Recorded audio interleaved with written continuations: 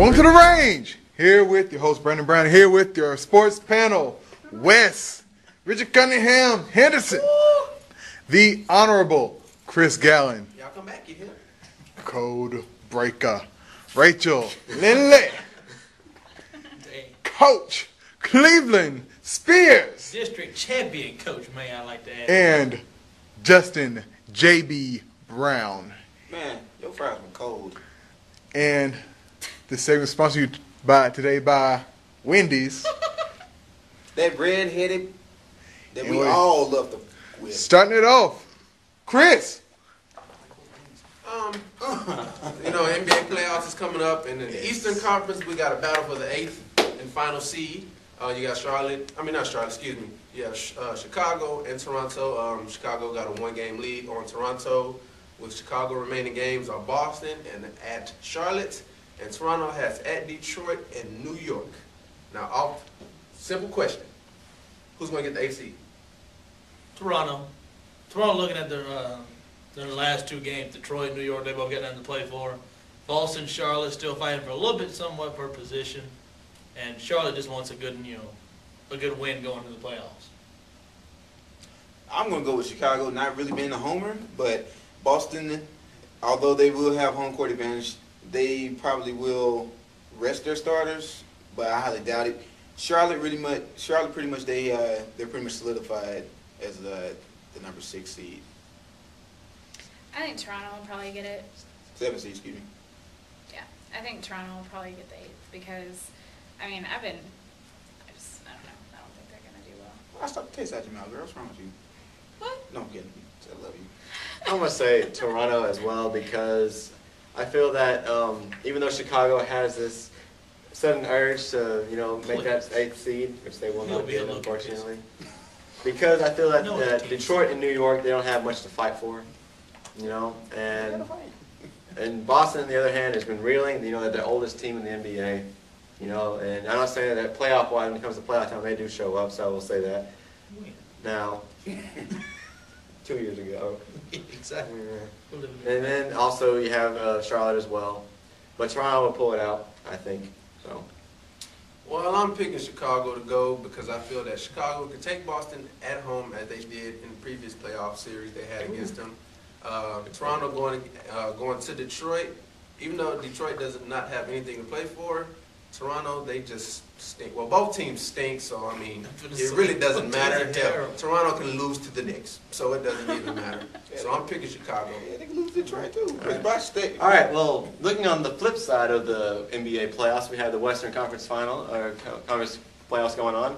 We have 3 teams that are possibly going in for a number 2 seed with the Denver Nuggets, Dallas Mavericks, and the Utah Jazz. Now, about a game separates these 3 teams from earning that 2nd spot. Dallas right now has the number 2 seed by half a game over Denver, and then a full game over Utah. Am I correct on that? Actually, Dallas got a full game over both now? Yeah. Okay. Full game over both. Now, so do you see Dallas continuing to hang on to that 2 seed, or will Denver or Utah make a push for these last 3 games of the season? Dallas pretty much the way they've been playing, they should be able to hold on to the number 2 seed. Pretty much the teams that the top 3 teams, they really don't have anything to worry about because they're guaranteed home court advantage throughout the first and second rounds, pending they make it out that far. I mean, to go for your boys.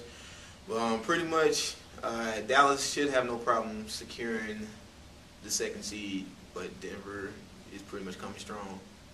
So I'm going with Dallas. Seeing them live a couple weeks ago, I don't know.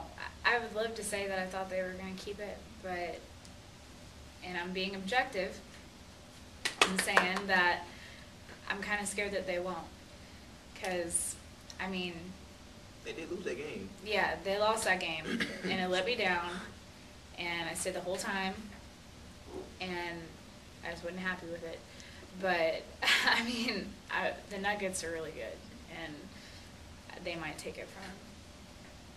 Well, the Jazz have the Warriors and the Suns left, so I believe the Jazz will beat the Warriors, possibly could beat the Suns. The Mavericks have the Clippers, and the Spurs left. They should beat the Clippers. The Spurs, I don't know. So hopefully I'll pick the Spurs to win that game. So, and Nuggets have the Grizzlies and the Suns. So more than likely, I think all three teams will win one and lose one. So Dallas will probably have to maintain that second seed.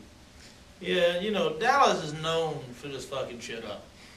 So I mean, if anything in there tells me that Denver can get it. Utah always does something at the end of the season that kind of just surprises you.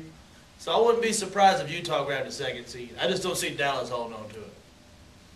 Yeah, I agree with you, Cleveland. I think that San Antonio's going to be a rough match for them closing out the series. I think because San Antonio's looking ahead to the playoffs that they will have with the Lakers, and they need to play at their best to play with the Lakers in a 7-game series. So I think that they will try and build some momentum on that last game. Also, point out the Phoenix Suns. You know, if you're at them, they're actually just well in that mix as well.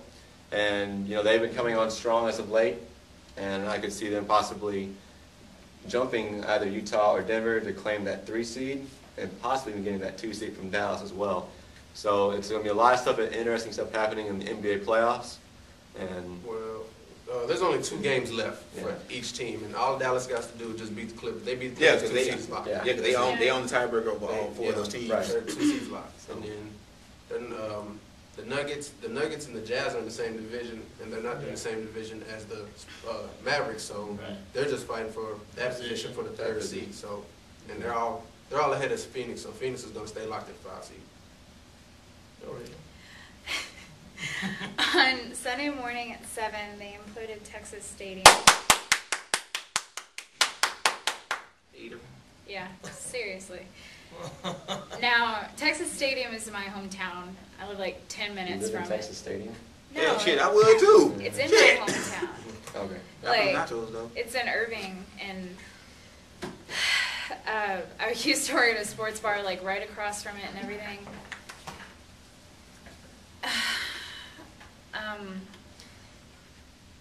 All right, me personally, lifelong Dallas Cowboy fan. Texas Stadium, I've been there numerous times. I never got a chance to see the Cowboys play. I mean, best seat in the house for me is just watching the ass on TV.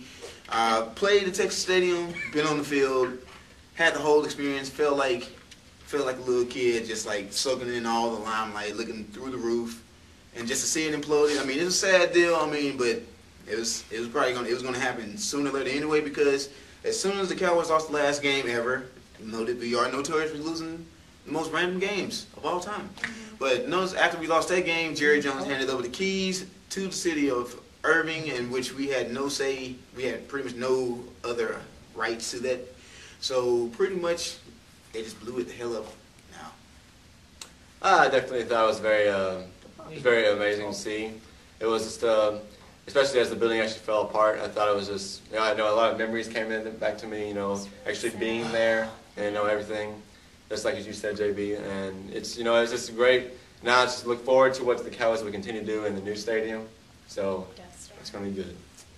I really don't give a damn because, I mean, stadiums come and stadiums go. I mean, Orlando went from the TD Waterhouse to Amway, so it doesn't bother me at all. It doesn't really matter. I mean, I've been to Texas Stadium one time.